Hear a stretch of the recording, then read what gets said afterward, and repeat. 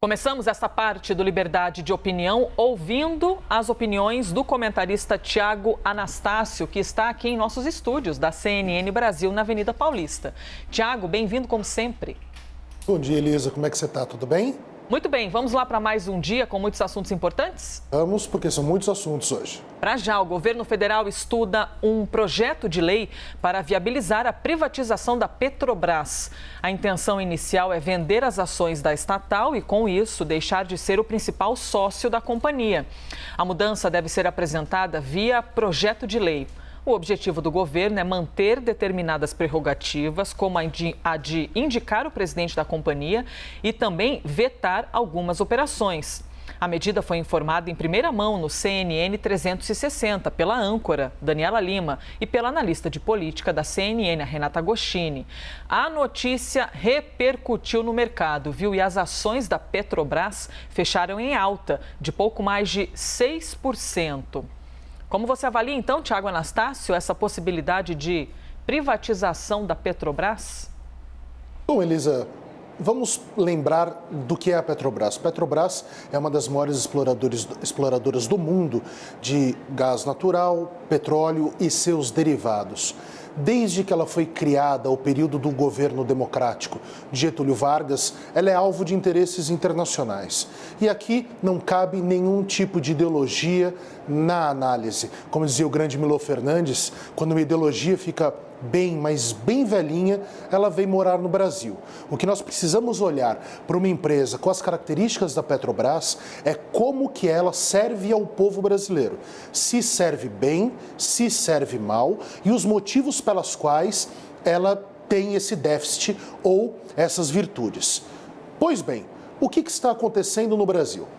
Primeiro e antes de mais nada, nós estamos numa grande crise de preços que está atacando a população e fazendo com que a população mal consiga abastecer os seus veículos, o que vai gerar uma série de problemas, seja para os transportes públicos terrestres, seja para as pessoas que andam com veículos, etc. E também, e principalmente, talvez até com a questão do gás de cozinha, cada vez mais caro, acima de R$100, principalmente no momento em que existe um déficit de vencimentos, um déficit socioeconômico da população que de fato precisa sempre de um elementar que é comer. Pois bem, dito isso, o que estamos vivendo hoje? A Petrobras é uma empresa com dois tipos de papéis, para simplificar um pouco a questão, Elisa. 36% dos papéis que nós ouvimos falar, as ações aumentaram, diminuíram, as pessoas que investem na Bolsa, elas vão lá e compram a ação da Petrobras ou vendem. Esses papéis estão na casa de 36% na mão do governo. A questão é que os papéis fundamentais, aqueles que dão direito a voto, a assento no conselho da Petrobras, o governo brasileiro mantém tendo mais de 50% desses papéis, exatamente para ter o controle da pandemia. O que se quer agora é vender esses papéis de controle. Agora, Elisa, convenhamos, se nós estamos nessa situação, e essa situação é caracterizada por algo que eu vou te explicar daqui a pouco, que é muito simples até. Se nós estamos com esse drama, com os preços subindo, sem nenhum critério popular, sem se olhar para o povo, nós, além de tudo, vamos abrir mão desse controle para companhias internacionais, companhias do setor privado, qual o compromisso que elas teriam com o povo brasileiro, com os preços de compra do povo brasileiro. E aí, Elisa, vem o grande drama. O que aconteceu nos últimos anos? Nós diminuímos a capacidade de refinar os derivados do petróleo. Com essa diminuição da capacidade que se iniciou no governo Temer, nós começamos a importar petróleo. Nós que seríamos autossuficientes, agora precisamos importar. Mas nós importamos em dólar, Elisa. E como é que fica com dólar a R$6 essa importação? É óbvio que cai no bolso do povo brasileiro. E, talvez até mais grave, vejam a seguinte situação. Nós estamos fazendo o preço estrangeiro no Brasil, porque nós não estamos apenas utilizando os critérios elementares do porquê uma companhia tem lucro. Nós estamos, na verdade, usando os preços europeus de análise de risco, aquela questão do jogo, né, do petróleo que nós vemos desde os anos 70 com a crise internacional, com a primeira grande crise internacional. Nós não estamos usando os preços de uma empresa brasileira que explora um produto do subsolo brasileiro que não é do governo, é do povo brasileiro. Nós estamos deixando essa possibilidade de, em real, refinarmos, de, em real, analisarmos o preço, um preço razoável, que gerasse um bom lucro para a Petrobras, para usarmos a ideia estrangeira, os números daquilo que poderíamos chamar daquelas variáveis econômicas, de algo muito parecido como uma montanha-russa dos preços do petróleo que sempre fica muito maleável de acordo com as situações políticas. Então a situação é muito grave, Elisa, porque nós estamos perdendo o controle e a capacidade de olharmos para o povo, de entendermos o que o povo precisa, darmos bons preços ao povo. Porque estamos cada vez mais olhando para uma sabotagem onde muita gente ganha dinheiro. Elisa, imagine quantas pessoas, para um anúncio desse, e não ser um anúncio oficial, hein? Ser apenas a ventilação de algo, quantas pessoas ganharam dinheiro com esse aumento de 6% dos papéis da Petrobras? O assunto é muito grave, nós precisamos ficar atentos. Tudo deve ser debatido no Brasil, mas às claras, sem nenhum interesse por trás. E a gente poderia ainda aqui analisar e dar opinião sobre um outro aspecto, não é? Se os parlamentares deixariam passar esse assunto, de que maneira eles reagiriam, como seria essa questão da possibilidade do governo, não é, que estuda a vender ações da Petrobras. Enfim, temos muitos aspectos a serem refletidos e analisados. Eu vou passar, Tiago, para o próximo assunto para a gente poder fazer caber tudo aqui dentro do nosso tempo de análise do Tiago Anastácio. Começa a valer hoje, nas distribuidoras, o reajuste da gasolina e do diesel. Nas bombas, o preço deve aumentar 15 centavos por litro.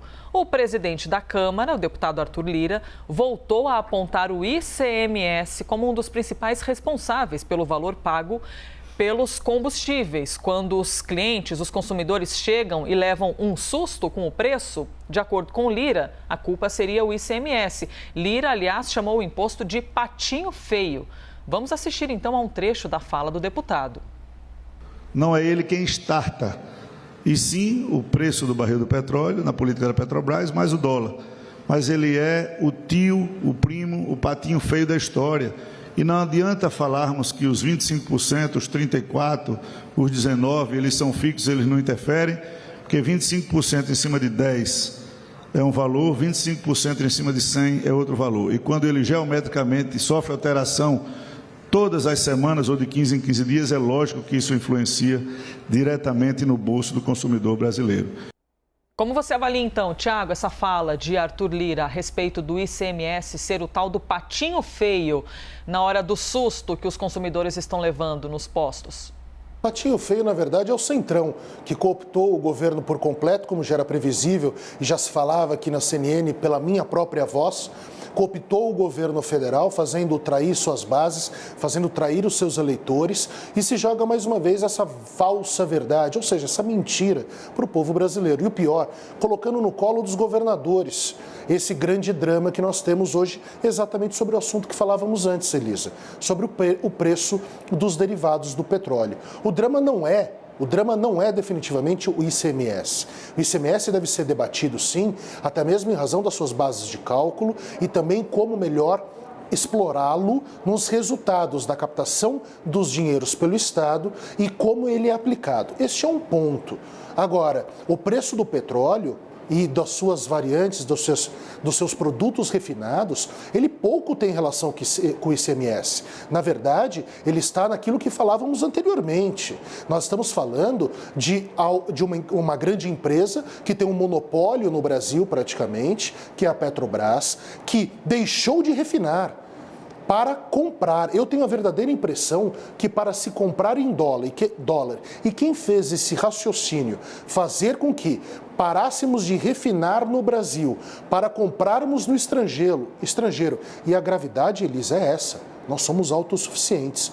Por que diminuirmos o nosso refinamento, o nosso refinar, as nossas refinarias de petróleo e derivados, se nós somos autossuficientes para comprarmos em dólar, introduzirmos isso no Brasil, para depois jogarmos a culpa no ICMS? Isso me lembra muito aquela famosa frase do general Heleno: se gritar pega centrão, não fica um, meu irmão.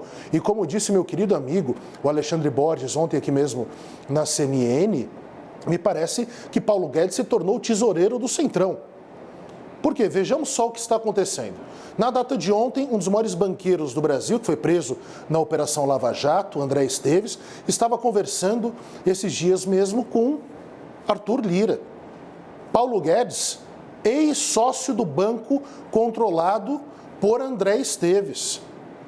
Todas as revelações que ouvimos daquela conversa, que é uma conversa que não parece ter nada muito grave, mas tem dentro da conjuntura dos fatos, nos indica que nós estamos cada vez mais nebulosos, estamos cada vez mais vendo a política de forma opaca. Essa mentira sobre ICMS e o aumento do preço da gasolina e do gás de cozinha, isso daí acontece quando? Quando que isso é lançado a público? Quando os preços começaram a aumentar e o presidente Jair Bolsonaro quis jogar a culpa nos governadores. Todos os grandes economistas brasileiros falam que não há relação de causalidade entre o ICMS puramente e esse aumento tão alto e tantas vezes no ano. Então, o que está acontecendo, mais uma vez? Existe um jogo onde provavelmente muita gente está ganhando dinheiro, não está olhando para o povo brasileiro, e aqui não importa se você é rico ou se é pobre, impacta o seu bolso. Para os pobres, impacta diretamente a vida.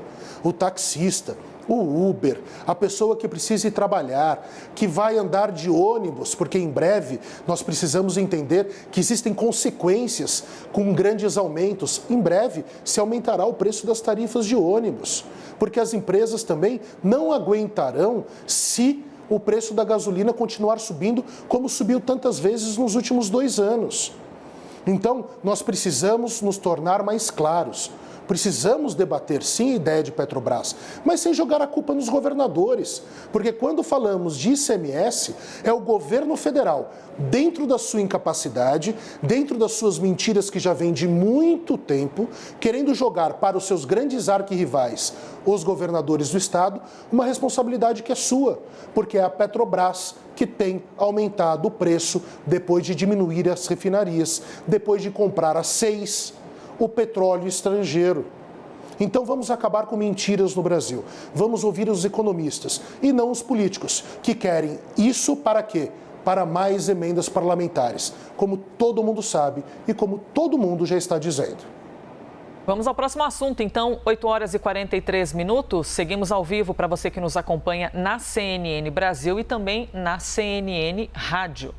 O relatório final da CPI da pandemia será votado hoje no Senado. Havia essa previsão para hoje, terça-feira, 26 de outubro. Então, é isso que vai ocorrer e você vai acompanhar também aqui com a gente.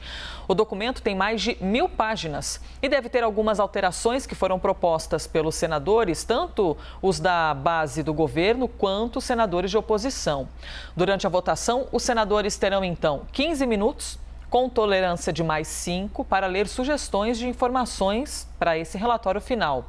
Nesta semana, a CPI da pandemia vai completar 6 meses. Então, Tiago Anastácio, já são 6 meses pensando CPI da pandemia, ouvindo relatos em CPI da pandemia e tendo muitas palavras e muitas falas bastante impactantes. Como é que você avalia, então, esse final e hoje com a leitura do relatório? Eu avalio pessimamente. Leitura não, a votação já, né? Porque a leitura foi na semana passada. Já a votação. Eu avalio pessimamente, porque eu chego em casa, minha mulher está comendo pipoca assistindo CPI. Bons tempos em que a gente assistia algum filme em casa. Nós estamos tomados por essa investigação, por esse show nacional de investigações que não começa agora, né? Começa lá atrás, quando nos programas vespertinos nós levantávamos, puxando pelo cabelo, a cabeça do preto e pobre para mostrá-lo para a câmera. E depois nos esquecíamos de veicular o erro judiciário, quando muitas vezes essas pessoas eram inocentes. Então, esse espetáculo da investigação, o espetáculo do direito criminal, o espetáculo dos julgamentos no Supremo Tribunal Federal, sempre foi do gosto popular. Nós estamos ainda no panis et circenses. Nós gostamos da arena, do coliseu, dos tigres e das espadas, arrancando goelas, porque isso nos satisfaz, pelo menos isso nos dá a impressão de sermos melhores, de sermos mais honestos. O relatório da CPI vai ser debatido, obviamente. Claro que o Flávio Bolsonaro vai aparecer lá para falar que é tudo uma patifaria, que o Renan Calheiros é bandido, que o Omar Aziz tem problemas em Manaus, etc, etc.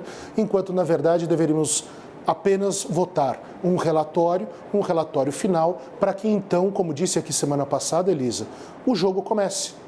Que tudo isso seja enviado para a PGR e aqui, certamente no Liberdade de Opinião, falaremos sobre a PGR e se ela continua livre ou não dos interesses políticos do seu chefe. O que será que vai acontecer, Elisa? Esse relatório provavelmente será aprovado, haverá discussão sobre ele. Um ou outro ponto será deixado de fora, principalmente nos indiciamentos. Mas e depois? O que a PGR do Dr. Aras irá fazer com isso? Esse talvez seja o grande drama a ser debatido em muito breve.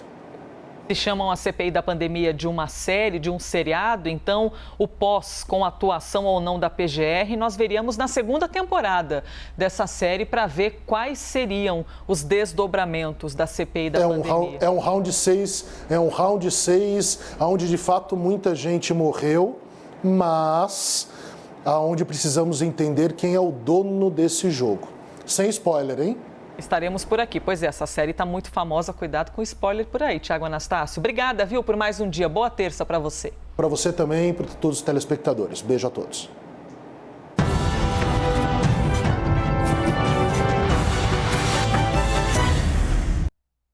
As opiniões emitidas pelos comentaristas do quadro não refletem necessariamente a posição da CNN.